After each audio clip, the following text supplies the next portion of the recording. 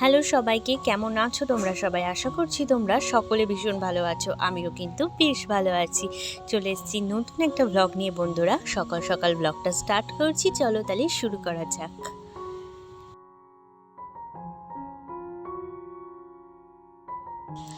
আজকে মঙ্গলবারের দিন আজকে আমরা নিরামিষ খাই, তোমরা তো জানোই। আর এখন হচ্ছে আমি একটু ফুলকপি, আলু আর একটু টমেটো, কাঁচা লঙ্কা কেটে নিলাম। তার সাথে কিন্তু পোস্তর আলুও কেটে নিলাম।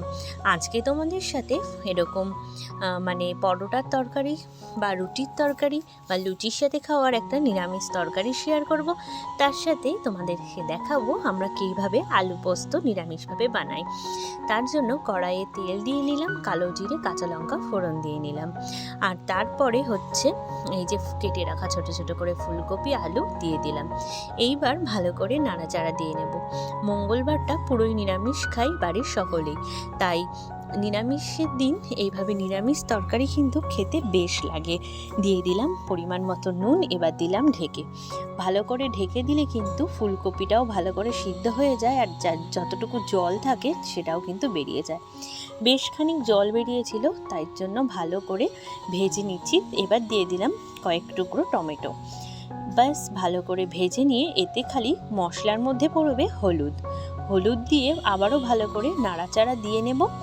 দিয়ে তাতে দিয়ে দেব পরিমাণ মতো জল। যতটা ঝোল রাখতে চাও ততটা কিন্তু জল দিতে পারো। আমাদের বাড়িতে আবার একটু ঝোল ঝোল সকলেই পছন্দ করে, তার জন্য আমি একটুখানি ঝোল দিয়ে নেব। আর তার আগে দিয়ে নিলাম পরিমাণ মতো চিনি।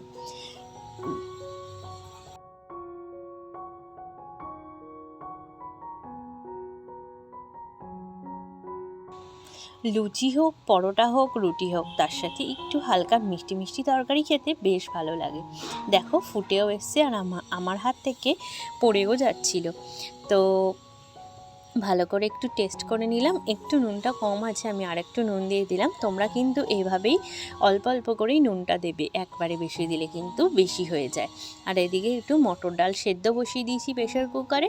আর এদিকে হচ্ছে ভূমির দুটো রুটি করব, আটা মেখে রেখেছি। আমাদের আটা ময়দা মিশিয়ে মেখে রেখেছি, তার জন্যই ভূমিরটা আলাদা করেছি, কারণ ওকে আমি ময়দাটা অ্যাভয়েড করি।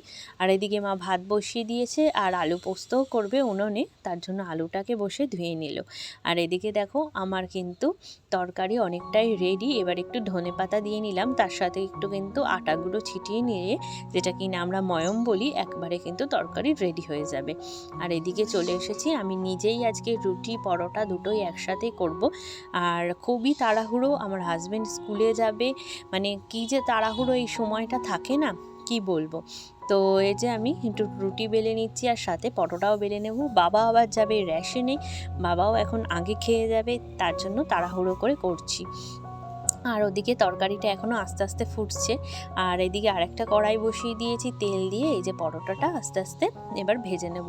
আমি খুব একটা ভালো বেলতে পারি না, আর বেলাটাও মানে কারোর এখানে কোনো প্রবলেম নেই যে একটু টেরা বেঁকা হলেও অসুবিধা নেই, তাই নিজের মতো করে বেলে নিয়েছি। এবার আস্তে আস্তে ভেজে নেব। গোল পরোটা, চিকন পরোটা দুটোই করব, মানে একটু তাড়াতাড়ি করেই করছি, কারণ খিদে পেয়ে গেছে বড্ড সবারই। চলো তাহলে একে একে পরোটাগুলো ভেজে নেওয়া যাক। তারপরে হচ্ছে আমাদের সকালের টিফিন মোটামুটি রেডি, আর ভূমির রুটিটাও পাশে করে নেব। তো চলো পরোটাগুলো একে একে ভেজে নিই তাহলে।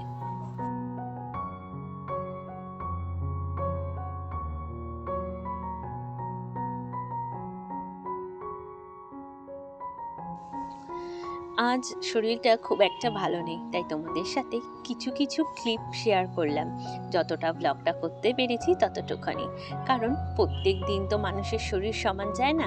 আজও আমার শরীরটা খুব একটা ভালো নেই, তার জন্য অল্প একটু ব্লগই তোমাদের সাথে শেয়ার করলাম। আর এদিকে দেখো, তোমাদেরকে বলেছিলাম পোস্তর রেসিপি শেয়ার করব, তো সাদা তেল দিয়ে তাতে লঙ্কা ফোড়ন দিয়ে মা আলুগুলোকে ছেড়ে দিল। এবার ভালো করে আলুগুলোকে ভেজে নেবে। তোমরা কিন্তু অনেকেই জানো পোস্ত কিন্তু অনেক রকমভাবে খাওয়া যায়। অনেকে এর মধ্যে পেঁয়াজ দেয়। হ্যাঁ, আলুর সাথে পেঁয়াজ কিন্তু দিয়েও পোস্ত করা যায়, সেটা কিন্তু নিরামিষের দিন খাওয়া যায় না। আর একটা জিনিস, আমার মা এখানে যে করছে, এখানে কিন্তু মা লঙ্কার গুঁড়ো দেয়। অনেকে কিন্তু পোস্ততে হলুদও দেয় না, খালি সাদা পোস্ত করে। সেটাও কিন্তু খেতে অন্যরকম স্বাদ। হলুদ দিয়ে বা লঙ্কা দিয়েও পোস্ত করলে তার কিন্তু আর একটা আলাদা স্বাদ। আমি আবার কিন্তু এতে টমেটোও দিতে ভালোবাসি। যেহেতু মা করছে তাই মা আজকে টমেটোটা দিল না। ব্যাস পোস্তটা দিয়ে ভালো করে নাড়াচাড়া দিয়ে নিতে হবে যতক্ষণ না পর্যন্ত পোস্তটা ভালো করে আলুর সাথে মিশে আসে।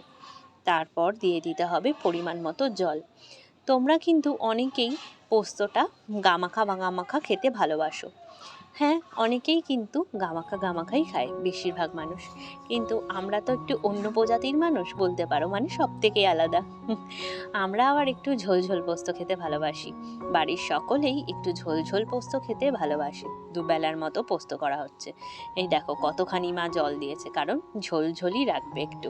বাস ঢেকে নিয়ে এবারে খুব ভালোভাবে জাল দিতে হবে। ভালো করে ফুটিয়ে নিয়ে তারপর যতটা পরিমাণ মা জল রাখতে চায় বা ঝোল রাখতে চায় সেই পরিমাণ শুকিয়ে নিলেই কিন্তু পোস্ত একেবারেই রেডি। খুব চটজলদি আর নিরামিষভাবে এরকম পোস্ত তোমরা কখনো ট্রাই করে দেখতে পারো বাড়িতে বন্ধুরা। আশা করব তোমাদের ভালো লাগবে। তো চলো, আমার কিন্তু এখানে পোস্ত একেবারেই রেডি। খালি এবারে আরেকটু চাল দিয়ে আরেকটু নুন দিয়ে ভালো করে টেস্ট করে নামিয়ে নেওয়ার পালা। চলো তাহলে তোমাদের সাথে কথা বলতে বলতে কিন্তু পোস্তটাও রেডি হয়ে গেছে। এবারে খালি দুপুরের খাওয়া দাওয়ার পালা, তাহলেই কিন্তু কাজ অনেকটা শেষ। আর আমি যাব এখন স্কুলে। স্কুল থেকে এসে এই যে খেতে বসে পড়েছি, খাচ্ছি লাল শাক আর সাথে নেব পোস্ত আর সাথে আছে মূলোর ডাল। তো চলো বন্ধুরা, আজকে এই পর্যন্তই। অন্য একটা ব্লগে খুব তাড়াতাড়ি তোমাদের সাথে দেখা হচ্ছে। চলো বাই বাই। অন্য একটা ব্লগে খুব তাড়াতাড়ি দেখা হচ্ছে। ভালো থেকো, সুস্থ থেকো।